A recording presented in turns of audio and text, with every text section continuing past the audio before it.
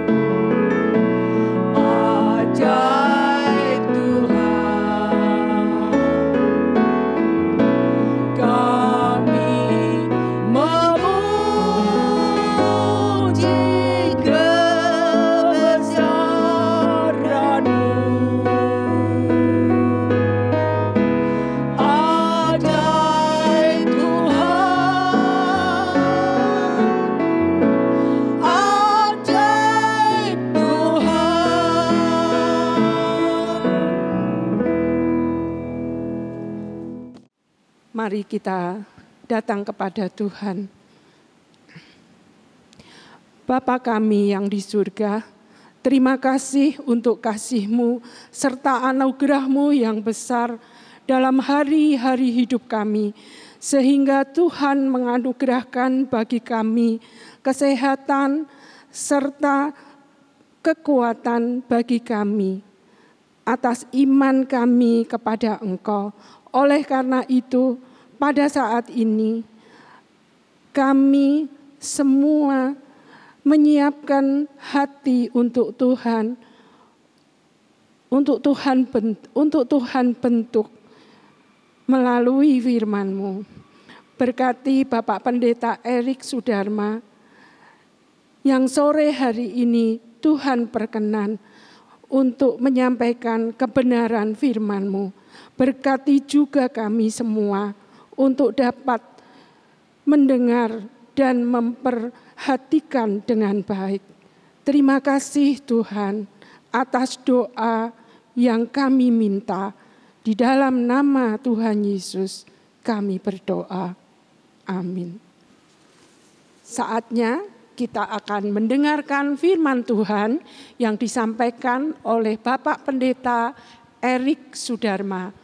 Dan tema pada sore hari ini lansia versus corona.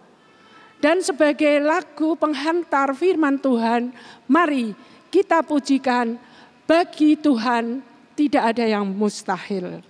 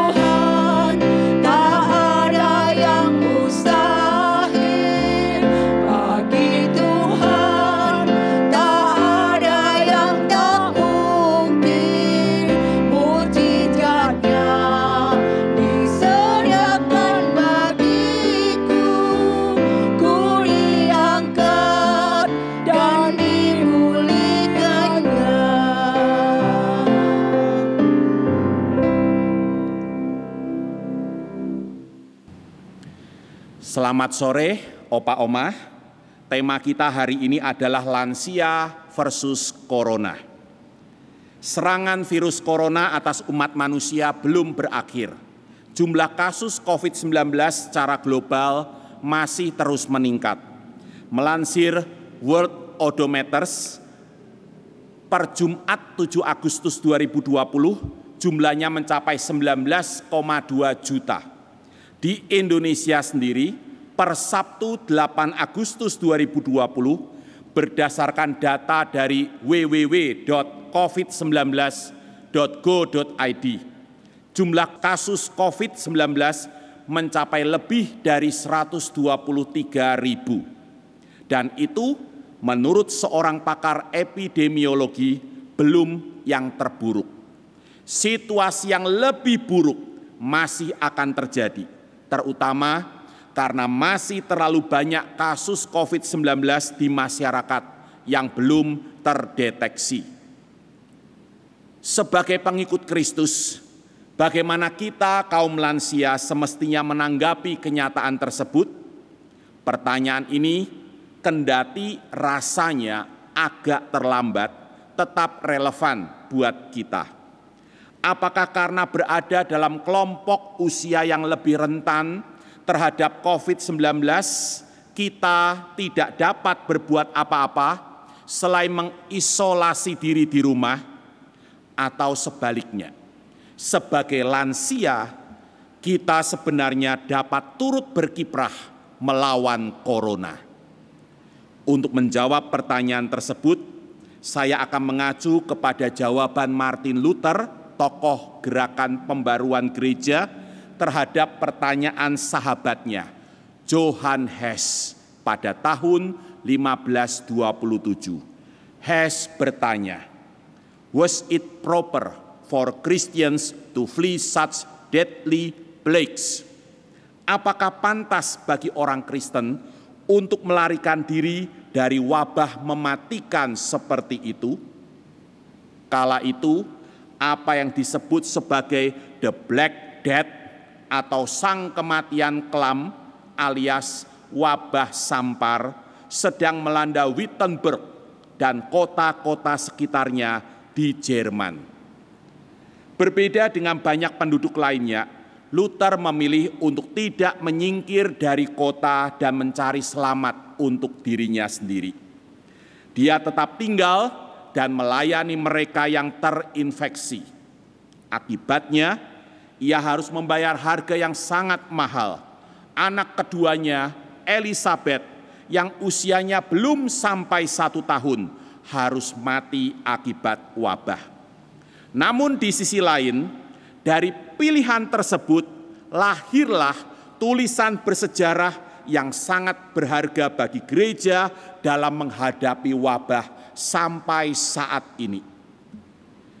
Saudaraku, jawaban Luther terhadap pertanyaan Hess, apakah pantas bagi orang Kristen untuk melarikan diri dari wabah mematikan seperti itu, bukanlah pantas atau tidak, tetapi kapan. Whether Christians should flee the plague. Kapan orang Kristen sepantasnya melarikan diri dari wabah. Itulah judul tulisan Luther. Dalam tulisan tersebut, Luther menyatakan dengan tegas tanggapan orang Kristen terhadap serangan wabah. Luther menulis demikian, "We die at our post. Christian doctors cannot abandon their hospitals. Christian governors cannot flee their districts. Christian pastors cannot abandon their congregations. The plague does not dissolve our duties. It turns them to crosses on which we must be prepared to die." Kami mati di pos kami. Dokter Kristen tidak boleh meninggalkan rumah sakit mereka. Gubernur Kristen tidak boleh meninggalkan wilayah mereka. Pendeta Kristen tidak boleh meninggalkan jemaat mereka. Wabah ini tidak mengakhiri tugas-tugas kita. Wabah ini mengubah tugas-tugas itu menjadi salib, di mana kita harus bersiap untuk mati. Mengapa pendeta tidak boleh meninggalkan jemaat mereka? Luther menjawab, karena ketika umat sekarat, mereka paling membutuhkan pelayanan rohani yang menguatkan dan melegakan hati mereka melalui firman dan sakramen, sehingga dengan iman mereka dapat mengalahkan kematian. Di tengah serangan wabah tersebut, the Black Death itu, Luther menantang orang-orang Kristen untuk melihat kesempatan melayani Kristus dengan melayani mereka yang terinfeksi dan rela menanggung segala risikonya. Kapan orang Kristen sebaiknya melarikan diri dari wabah adalah ketika sesama manusia telah mendapatkan segala pertolongan yang mereka perlukan. Kita tidak dapat melarikan diri dari wabah jika itu berarti melarikan diri dari tanggung jawab kita terhadap sesama manusia. Salah satu bagian Alkitab yang mendasari pilihan Luther adalah ajaran Tuhan Yesus perihal akhir zaman. Dalam Matius pasal 25 ayat 31 sampai 46. Perikop tersebut memuat apresiasi atau pujian Tuhan atas mereka yang melayaninya. Sabda Yesus Sang Raja, "Mari, kamu yang diberkati oleh Bapa-Ku, terimalah kerajaan yang telah disediakan bagimu sejak dunia dijadikan. Sebab ketika aku sakit, kamu melawat aku." Matius pasal 25 ayat 34 sampai 36. Mendengar sabda itu, mereka yang mencintai Sang Raja bertanya, "Tuhan, bila manakah kami melihat Engkau sakit Dan kami mengunjungi engkau, ayat 37 sampai 39. Jawab Tuhan Sang Raja, aku berkata kepadamu, sesungguhnya segala sesuatu yang kamu lakukan untuk salah seorang dari saudaraku yang paling hina ini, yaitu yang sakit, yang terinfeksi wabah, kamu telah melakukannya untuk aku. Ayat 40. Opa Oma, kata kerja melawat di ayat 36 adalah terjemahan dari kata Yunani episkeptomai, yang selain merawat memiliki arti yang lebih dalam, yaitu meringankan atau melegakan. Begitu juga kata kerja mengunjungi di ayat 39. Kata Yunani erkomai, selain mengunjungi, memiliki arti yang lebih dalam, yaitu menemani atau mendampingi. Jadi, perbuatan yang diapresiasi atau dipuji Tuhan sebagai pelayanan baginya adalah menemani dan mendampingi si sakit untuk meringankan bebannya dan melegakan hatinya di tengah segala pergumulannya. Karena itu, Luther memilih untuk tidak meninggalkan Wittenberg yang tengah dilanda wabah the Black Death, sang kematian kelam. Sebaliknya, dia berjuang melawan wabah sampar dengan melayani mereka yang terinfeksi dan meresikokan bukan cuma dirinya, tapi juga keluarganya, istri dan anak-anaknya. Namun di sisi lain, Luther tidak menghendaki orang-orang percaya berlaku gegabah dan mencobai Allah dalam perjuangan melawan sang kematian kelam. Isi suratnya mencakup dua kebajikan yang sama pentingnya, yaitu menghargai kesucian hidup diri sendiri dan menghargai kesucian hidup mereka yang membutuhkan pertolongan. Luther menjelaskan bahwa Allah memberikan kepada manusia natur melindungi diri dan menghendaki manusia merawat tubuh mereka. Seperti tertulis dalam surat Efesus pasal 5 ayat 29. Sebab kata Rasul Paulus, tidak pernah orang membenci tubuhnya sendiri, tetapi mengasuhnya dan merawatinya. Juga dalam 1 Korintus pasal 12 ayat 21 sampai 26, bahwa anggota-anggota tubuh kita ini saling memperhatikan. Mata tidak bisa masa bodoh dengan anggota-anggota tubuh lainnya. Demikian juga tangan, kaki, kepala, dan seterusnya. Anggota-anggota tubuh saling memperhatikan. Luther berkata, kita semua memiliki tanggung jawab untuk menghindari racun atau virus ini dengan segenap kemampuan kita. Karena Allah memerintahkan kita untuk merawat dan memelihara tubuh kita. Karena itu, Luther mendukung pelaksanaan protokol kesehatan umum seperti adanya karantina atau ruang isolasi khusus bagi mereka yang terinfeksi virus, pengasapan atau disinfektanisasi, dan langkah-langkah pencegahan penyebaran wabah, serta mengupayakan penanganan medik sebaik-baiknya. Jangan sampai karena berlaku gegabah, merasa diri kuat, kebal terhadap wabah, maksud baik kita merawat mereka yang sakit justru mencelakakan orang lain. Karena kita ikut terinfeksi lalu ikut menyebarkan wabah itu.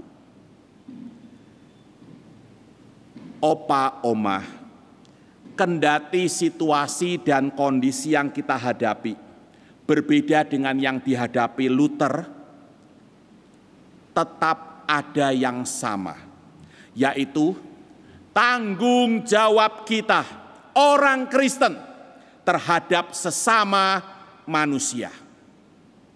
Itu alasan kita tidak melarikan diri dari corona, tapi menghadapinya dan berjuang melawannya. Bagaimana caranya? Dengan mengikuti protokol kesehatan. Saya tidak bosan-bosan mengulang hal ini. VDJ, ventilasi. Kita tidak boleh berlama-lama bersama orang-orang lain dalam ruangan yang tertutup dan ber-AC. Jika kita harus bersama orang-orang lain dalam sebuah ruangan, pastikan pintu dan jendela terbuka sehingga udara dapat mengalir. Durasi. Kita tidak boleh berlama-lama berbicara dengan orang lain. Mari batasi waktu percakapan kita dan selalu gunakan masker. Dan yang terakhir, jarak. Kita harus menjaga jarak dengan orang lain dan menghindari kerumunan. Saya tahu kita kadang atau seringkali bosan berada di rumah. Kita ingin bepergian. Mari kita menyadari bahwa bepergian mengandung resiko terpapar virus. Karena itu, kalau tidak penting sekali, mari kita mendisiplin diri, mengendalikan keinginan kita, dan tetap berada di rumah. Kalau urusannya sangat penting, baru kita bepergian. Itu pun tetap waspada. Mengabaikan semua protokol itu, kata Martin Luther, sang pembaru gereja, berarti berlaku gegabah dan mencobai Allah. Namun, di sisi lain, kita juga harus tetap melayani sesama manusia. Dengan perkembangan ilmu dan teknologi, kita dapat menemani dan mendampingi sesama manusia untuk meringankan beban mereka dan melegakan mereka, kendati dari jarak jauh. Kita mungkin bukan tenaga medik yang dapat langsung melayani mereka yang terinfeksi corona, tapi kita juga dapat melayani mereka agar tidak kehilangan kontak, cinta, dan firman. Kita bisa berbicara, membacakan ayat, serta menyampaikan firman dan doa kepada mereka melalui sarana media sosial yang ada. Kita bisa melakukan hal ini dari ruang tunggu rumah sakit, bisa juga dari kantor, dari rumah kita sendiri, dari kota lain, bahkan dari negara lain. Kita juga bisa dan selayaknya memperhatikan mereka yang secara langsung melayani para penderita COVID-19, yaitu para dokter, perawat, pendeta, dan relawan lainnya. Dengan sarana medsos yang canggih di masa kini, kita bisa menyapa, menguatkan, dan mengingatkan mereka dari jarak jauh. Kita juga bisa mengirimkan makanan, minuman, vitamin, dan barang-barang yang mereka perlukan untuk mendukung pelaksanaan tugas dan tanggung jawab mereka. Jika demikian, opa oma, kita kaum lansia juga bisa dan semestinya melakukan semua itu. Protokol kesehatan kita ikuti, mereka yang membutuhkan pertolongan kita layani. Kalau kita kesulitan menggunakan sarana media sosial, kita bisa meminta bantuan mereka yang lebih mudah untuk melakukannya.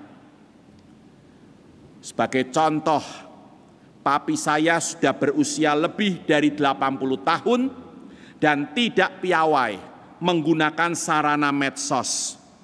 Tapi beliau tetap bisa menemani dan mendampingi orang-orang yang kesusahan, termasuk mereka yang terpapar COVID-19, untuk meringankan beban mereka dan melegakan hati mereka melalui kami, anak-anaknya. Papi bisa memberitahu kami nama-nama yang harus dilayani. Juga kalau ada nomor WA yang bersangkutan dan meminta kami untuk menyampaikan pesan, doa, dan harapan-harapannya, serta melayani orang-orang tersebut lebih jauh lagi. Kita kaum lansia bisa melayani orang-orang yang membutuhkan di tengah pandemi ini. Akhir kata, opa dan oma yang saya cintai, serangan corona atas umat manusia belum berakhir. Kita bisa memilih untuk melarikan diri dari serangan tersebut dengan tidak berbuat apa-apa selain mengisolasi diri di rumah. Namun, jika kita benar-benar menghayati panggilan kita sebagai pengikut Kristus dan menyadari tanggung jawab kita kepada sesama manusia, kita kaum lansia selayaknya menolak untuk lari dan tinggal diam.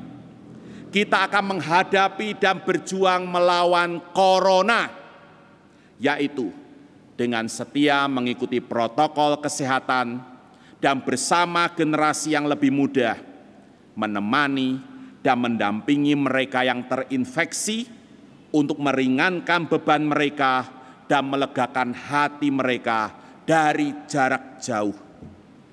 Jika dalam perjuangan ini kita pun terinfeksi, bahkan mati, itu tidak berarti bahwa kita kalah oleh corona dan kematian, melainkan sebaliknya, oleh iman kita mengalahkan corona dan kematian, karena corona tidak bisa membelenggu kita untuk tetap melayani Tuhan dan sesama manusia sampai akhir hayat kita.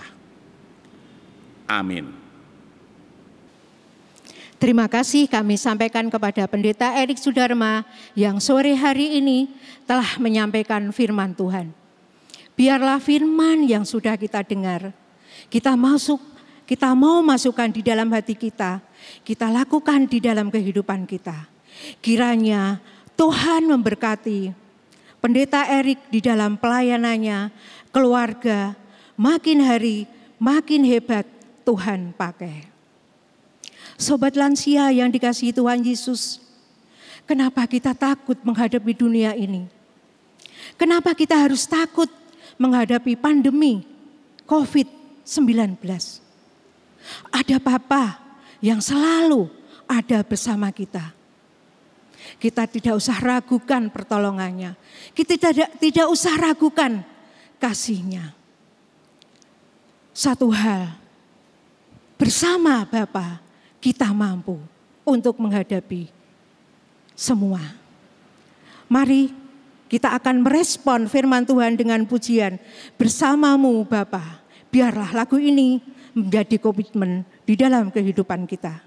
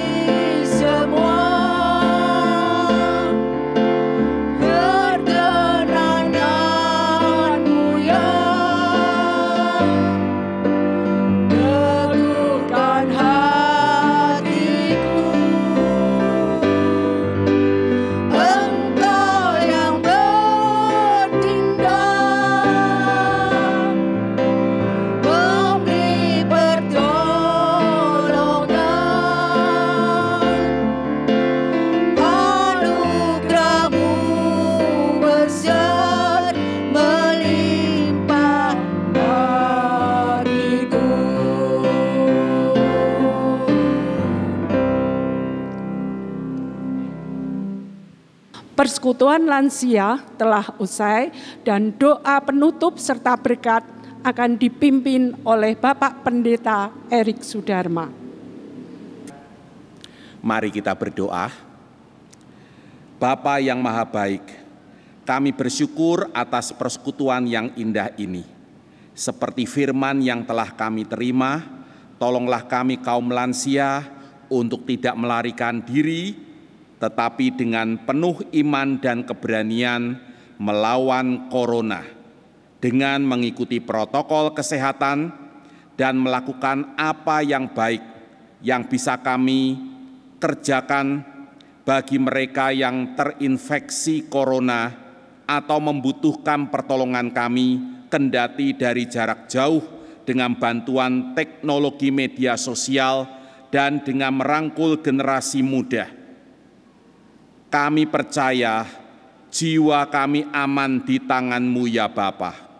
Tolonglah kami untuk setia kepada Tuhan dan mencintai sesama kami sampai akhir hayat kami. Dan akhirnya, sebelum kami menutup persekutuan ini, kami arahkan hati kami kepadamu dan memohon berkat-Mu atas kami. Opa Oma, arahkan hatimu kepada Tuhan dan terimalah berkat-Nya. Kasih karunia dari Allah Bapa, penyertaan dari Tuhan Yesus Kristus, serta persekutuan dengan Roh Kudus atas Opa Oma sekalian, hari ini sampai selamanya. Amin. Bapa,